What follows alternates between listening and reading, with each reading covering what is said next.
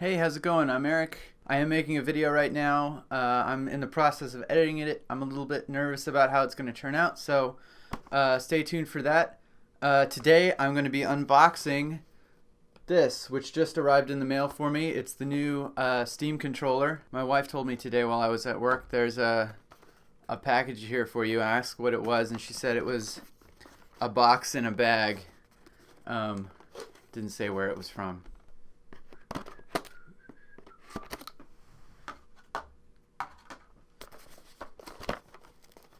Regular cardboard box, some foam in it. Here it is. So it's like a standard Xbox controller, except that it has these sort of thumb pads that are really wide. One has a pattern on the surface of it that's a little bit like a D-pad, only it's recessed. It's recessed by a very small amount, about 1 millimeter. And it's got a thumbstick on it that feels a lot like an Xbox controller. It actually feels maybe a little bit more like the thumbstick on the remote for a Wii, actually. It's a little bit smaller. It's got a Steam button on it, kind of like the Xbox button. What looks like back, maybe start, and it's got the standard XYAB that you see on Xbox. It's got bumpers and triggers on the front. The triggers here have some travel, and the bumpers here are very clicky. They're clickier. I think they're clickier than anything that I've actually seen on a gaming controller before. And triggers have maybe 1/4 inch of travel, pretty small. And down here, this is interesting as well. So naturally, you have 2 or 3 fingers here grasping the controller, and they're actually sort of paddle switches here at the base of the controller. There's one. You can actually depress them together or separately, even though it's kind of like maybe a rocker panel here at the back of the controller. So you can, I think, sort of use this if you wanted, have 6 different buttons here just on the back of the controller in addition to what you're doing with your thumbs on the top. So what else is in the box? 2 AA's, Duracell, and the USB connector. What else? Inside the box, a quick start guide and product guide. Something else here at the back of the box is a cable. Here, there's not much to the box other than this. It's got a cord here, USB-A to micro USB. Standard. It's not USB-C. And this other piece, it looks like it's almost an L connector, and it's got a female USB port here, and it's got a micro female USB port here. The port on the controller itself is the micro USB. The controller itself is, well, it doesn't have any batteries right now in it, and I would say it weighs slightly less than an Xbox 360 controller.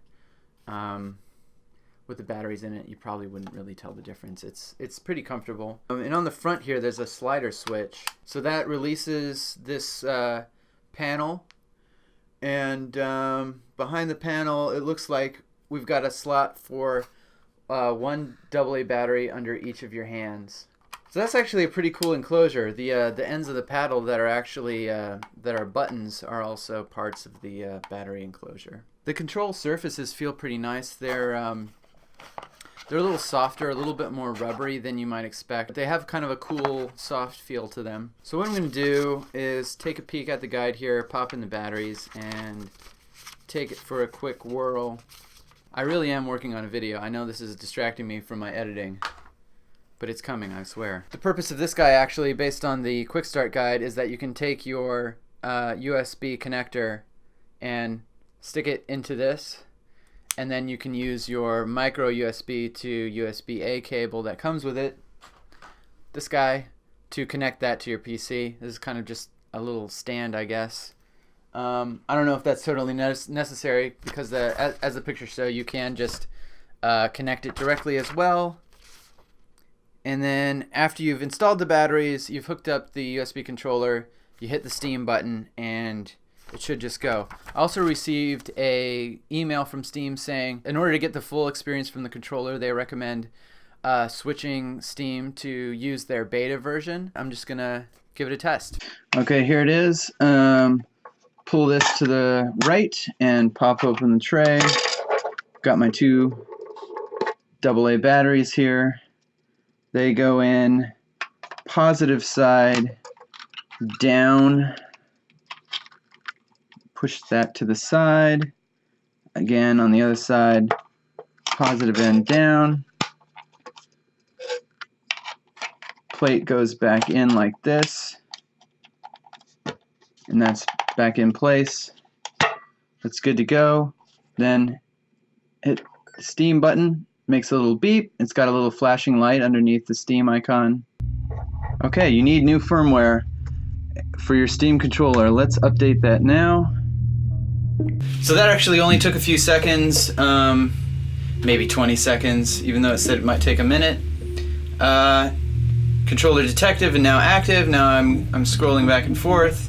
Alright, so I'm going to try Binding of Isaac. That's one of the games I've played on my laptop just with the keyboard pretty successfully. Runs pretty well on this machine. It's definitely one that's recommended to play with a controller, so hopefully that works pretty well with this. Let's see. There, full screen. Let's try a new run.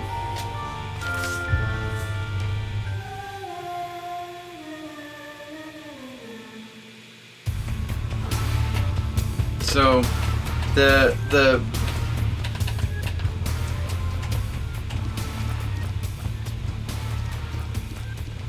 So this is really interesting. This is cool. So the left button here is motion, so I can move back and forth, and it's kind of clicky. It's a little bit like a MacBook touchpad in that regard, but I can sort of, if I'm just touching it, nothing really happens with motion.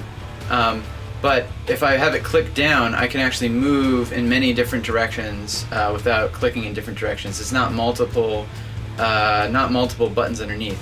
And in fact, as I'm moving it around, I don't know if you can hear this. Let me put it right up next to the microphone.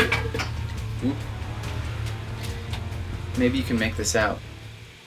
There's little clicking that happens, almost as if I'm dragging it over some kind of material, dragging my finger over some kind of material, and it's happening even more so with a higher pitch under my right thumb.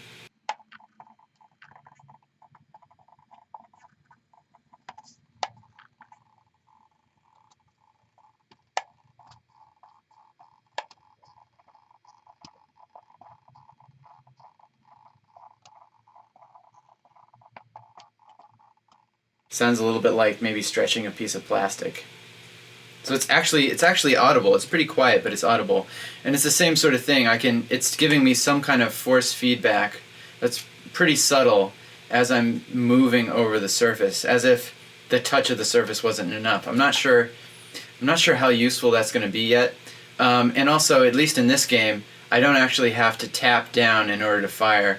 It's tracking my directionality. It's registering even though I don't have it actually clicked. Oh boy, this is actually going to take some getting used to. I feel like I'm definitely at a huge disadvantage right now. And I feel like even I want to click down on the right thumb, even though I don't really have to. Maybe just because I'm really afraid of dying here. So I've got it pressed down right now, and it's not firing. Oh, now it is. Maybe it's just because my thumb was too centralized. I don't know if you can tell. I feel like I'm still like figuring out where the action zones are on this. Whoa. Okay. Yeah. Right now I'm definitely not feeling like I'm totally in control here. Maybe you can still hear it. It's pretty clicky. Oh boy, this is going to be really challenging.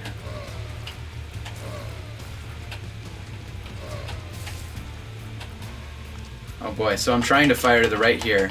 Nothing's really happening. Nothing's happening at all there. That's a little weird.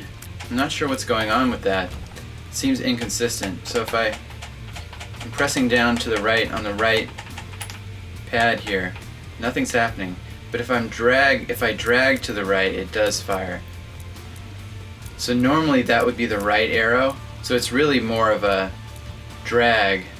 I'm guessing there's some configuration you can do here. I'm sure that's not exactly what they want. So if you're just mashing to the right, it's not really doing it. Oh, that was this. Oh, this is interesting.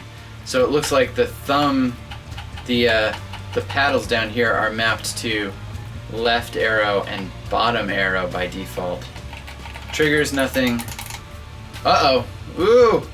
Okay, one of these buttons or triggers is definitely bomb, which is E. Let's try it. Right button, it's left button. So this is just the default mapping. I'm wondering whether there was a mapping created just for this game. I wouldn't be too surprised if there was, because it's fairly Binding of Isaac is fairly popular. I don't know if it's that popular. Yeah, man, this is gonna take some getting used to. I'll have to see. Maybe I'll post some kind of update. It feels kind of big. Feels kind of like I'm moving my thumb pretty far, and I'm not very accurate because it's a little bit hard to tell when I'm in which hit zone. Because this game is not doesn't have sort of smooth analog motion. It's definitely sort of a D-pad style game. Oh boy. Oh boy. Yeah, I can tell right now, I can tell you, I'm not going to use the Steam controller very much to play this game. Unless I use it a whole lot in other games that are more analog. I could see this potentially being really good in something like Rocket League. But gosh, I'm going to have to really test it out and let you know, because it's hard to tell at this point. I can definitely see this being interesting, having this fine-grained control. But right now, this game is so not analog that I'm not getting very good feedback visually about what I'm doing with my thumbs, and therefore I'm sort of guessing where I'm at all the time on these pads. So we'll see how that works. I'm not used to playing any sort of controller with this game, actually, so that's really kind of neither here nor there. Anyhow, that's my unboxing of the new Steam controller. Let me know what you think in the comments, and thanks for watching.